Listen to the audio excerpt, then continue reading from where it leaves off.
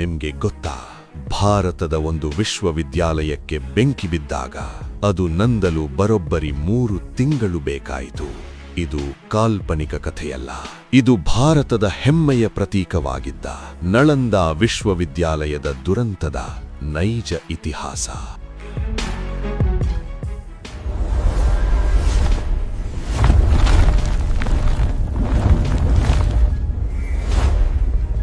ಕ್ರಿಸ್ತಶಕ 5ನೇ ಶತಮಾನದಲ್ಲಿ ಗುಪ್ತ ಸಾಮ್ರಾಜ್ಯದ ರಾಜ ಕುಮಾರಗುಪ್ತ ಈ ಮಹಾನ್ ವಿಶ್ವವಿದ್ಯಾಲಯವನ್ನು ಸ್ಥಾಪಿಸಿದ. ಇದು ಜಗತ್ತಿನ ಮೊಟ್ಟಮೊದಲ ವಸತಿ ಶಾಲೆ. ಆಕ್ಸ್ಫರ್ಡ್ ಮತ್ತು ಕೇಂಬ್ರಿಡ್ಜ್ಗಳು ಹುಟ್ಟುವ 500 ವರ್ಷಗಳ ಮುಂಚೆಯೇ ಇಲ್ಲಿ ಕೊರಿಯಾ, ಜಪಾನ್, ಚೀನಾ, ಟರ್ಕಿ ಮತ್ತು ಇಂಡೋನೇಷಿಯಾದಿಂದ ಬಂದ 10,000 ವಿದ್ಯಾರ್ಥಿಗಳು ಮತ್ತು 2,000 ಶಿಕ್ಷಕರು ಒಂದೇ ಸೂರಿನಡಿ ಜ್ಞಾನದ ತಪಸ್ಸು ಮಾಡುತ್ತಿದ್ದರು. ಇದರ ನಿರ್ವಹಣೆಗಾಗಿ ರಾಜರುಗಳು 200 ಗ್ರಾಮಗಳ ಆದಾಯವನ್ನೇ ದಾನವಾಗಿ ನೀಡಿದ್ದರು ಎಂದು ಶಾಸನಗಳು ಹೇಳುತ್ತವೆ. ಹೀಗಾಗಿ ಇಲ್ಲಿ ಶಿಕ್ಷಣ, ಊಟ ಮತ್ತು ವಸತಿ ಸಂಪೂರ್ಣ ಉಚಿತವಾಗಿತ್ತು.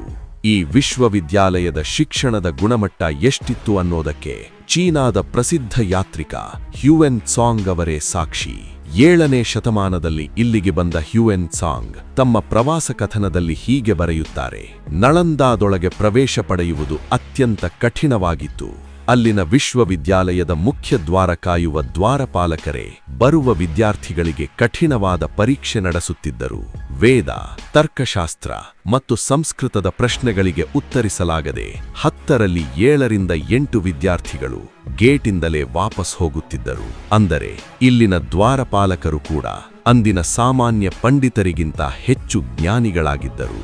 ಇನ್ನು ನಳಂದಾದ ಪ್ರಾಣವಾಗಿದ್ದ ಗ್ರಂಥಾಲಯದ ವಿಷಯಕ್ಕೆ ಬರೋಣ. 17ನೇ ಶತಮಾನದ ಟಿಬೆಟಿಯನ್ ಇತಿಹಾಸಕಾರ ಲಾಮಾ ತಾರಾನಾಥ್ ಅವರ ದಾಖಲೆಗಳ ಪ್ರಕಾರ ಇಲ್ಲಿನ ಗ್ರಂಥಾಲಯದ ಹೆಸರು ಧರ್ಮಗಂಜ್. ಇದು 3 ಬೃಹತ್ ಕಟ್ಟಡಗಳ ಸಂಕೀರ್ಣವಾಗಿತ್ತು. ಅವುಗಳ ಹೆಸರುಗಳು ರತ್ನಸಾಗರ, ರತ್ನಿರಂಜಕ ಮತ್ತು ರತ್ನೋದಧಿ. ತಾರಾನಾಥರು ಉಲ್ಲೇಖಿಸುವಂತೆ ಇದರಲ್ಲಿ ರತ್ನೋದಧಿ ಕಟ್ಟಡ ಬರೋಬ್ಬರಿ 9 ಅಂತಸ್ತುಗಳಷ್ಟು ಎತ್ತರವಿತ್ತು. ಅಲ್ಲಿ ವೇದಗಳು, ಯೋಗಶಾಸ್ತ್ರ ಮತ್ತು ವೈದ್ಯಕೀಯ ಶಾಸ್ತ್ರದ ಬರೋಬ್ಬರಿ 90 ಲಕ್ಷ ತಾಳೆಗರಿ ಗ್ರಂಥಗಳಿದ್ವು. ವಿಶೇಷವೆಂದರೆ ಜಗತ್ತಿಗೆ ಸೊನ್ನೆಯನ್ನು ಪರಿಚಯಿಸಿದ ಮಹಾನ್ ಗಣಿತಜ್ಞ ಆರ್ಯಭಟ ಕೂಡ ಇದೇ ವಿಶ್ವವಿದ್ಯಾಲಯದ ಕುಲಪತಿಯಾಗಿದ್ದರು ಎಂದು ಇತಿಹಾಸಕಾರರು ಗುರುತಿಸಿದ್ದಾರೆ. ಆದರೆ 1193ರಲ್ಲಿ ವಿಧಿಯಾಟ ಬೇರೆಯೇ ಇತ್ತು. ಟರ್ಕಿಯಿಂದ ದಾಳಿಕೋರನಾಗಿ ಬಂದ ಬಖ್ತಿಯಾರ್ ಖಿಲ್ಜಿ ನಳಂದಾದ ಕಡೆ ಕಣ್ಣು ಹಾಕಿದ. ಇತಿಹಾಸದ ಜನಪ್ರಿಯ ಐತಿಹ್ಯಗಳ ಪ್ರಕಾರ ಒಮ್ಮೆ ಖಿಲ್ಜಿ ಗುಣಪಡಿಸಲಾಗದ ಕಾಯಿಲೆಗೆ ತುತ್ತಾಗಿದ್ದ. ಅವನ ಹಕೀಮರು ಸೋತಾಗ ನಳಂದಾದ ಆಯುರ್ವೇದ ಶಾಸ್ತ್ರದ ಮುಖ್ಯಸ್ಥರಾದ ರಾಹುಲ್ ಶ್ರೀಭದ್ರಾ ಅವರನ್ನು ಕರೆಸಲಾಯಿತು.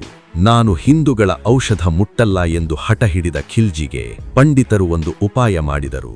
ಅವನು ಓದುತ್ತಿದ್ದ ಕುರಾನ್ ಪುಸ್ತಕದ ಪುಟಗಳ ಮೂಲೆಗೆ ಕಣ್ಣಿಗೆ ಕಾಣದಂತೆ ಔಷಧ ಸವರಿದರು. ಪುಟ ತಿರುಗಿಸಲು ಬೆರಳು ನೆಕ್ಕಿದಾಗ ಔಷಧ ಖಿಲ್ಜಿಯ ಹೊಟ್ಟೆ ಸೇರಿತು.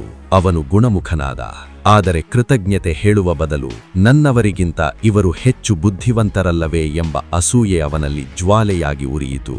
ಖಿಲ್ಜಿಯ ಈ ಅಸೂಯೆ ಎಂಥ ವಿಧ್ವಂಸಕ ಕೃತ್ಯಕ್ಕೆ ಕಾರಣವಾಯಿತು ಎಂಬುದನ್ನು ಪರ್ಷಿಯನ್ ಇತಿಹಾಸಕಾರ ಮಿನ್ಹಾಜ್ ಇ ಸಿರಾಜ್ ತಮ್ಮ ತಬಕತ್ ಇ ನಸೀರಿ ಪುಸ್ತಕದಲ್ಲಿ ಕಣ್ಣಿಗೆ ಕಟ್ಟುವಂತೆ ದಾಖಲಿಸಿದ್ದಾರೆ.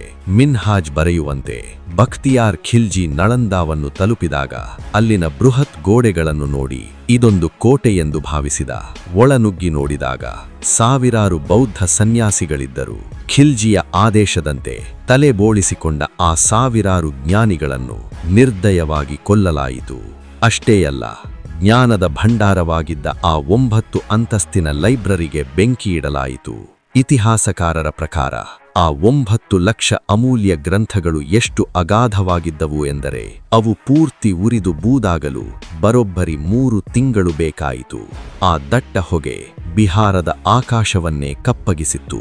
ನಾವು ಅಂದು ಕಳೆದುಕೊಂಡಿದ್ದು ಬರೀ ಪುಸ್ತಕಗಳಲ್ಲ, ಆಯುರ್ವೇದ, ಖಗೋಳಶಾಸ್ತ್ರ ಮತ್ತು ಗಣಿತದ ಸಾವಿರಾರು ವರ್ಷಗಳ ಸಂಶೋಧನೆಯನ್ನು. ಸ್ನೇಹಿತರೆ, ಕಟ್ಟಡಗಳನ್ನು ಕೆಡವಬಹುದು, ಮನುಷ್ಯರನ್ನು ಕೊಲ್ಲಬಹುದು, ಆದರೆ ಜ್ಞಾನದ ಹಸಿವನ್ನಲ್ಲ. ಸುಮಾರು 800 ವರ್ಷಗಳ ಕತ್ತಲೆಯ ನಂತರ 2010ರಲ್ಲಿ ನಳಂದಾ ವಿಶ್ವವಿದ್ಯಾಲಯ ಮರುಸ್ಥಾಪನೆಯಾಗಿದೆ. ನಮ್ಮ ಇತಿಹಾಸದ ಈ ಸತ್ಯ ಮತ್ತು ಗರಿಮೆ ಪ್ರತಿಯೊಬ್ಬ ಭಾರತೀಯನಿಗೂ ತಲುಪಬೇಕು. ನಮ್ಮ ಪೂರ್ವಜರ ಜ್ಞಾನದ ಬಗ್ಗೆ ನಿಮಗೆ ಹೆಮ್ಮೆ ಇದ್ದರೆ ಈ ವಿಡಿಯೋವನ್ನು ಎಲ್ಲರೊಂದಿಗೆ ಹಂಚಿಕೊಳ್ಳಿ. ಜೈ ಹಿಂದ್.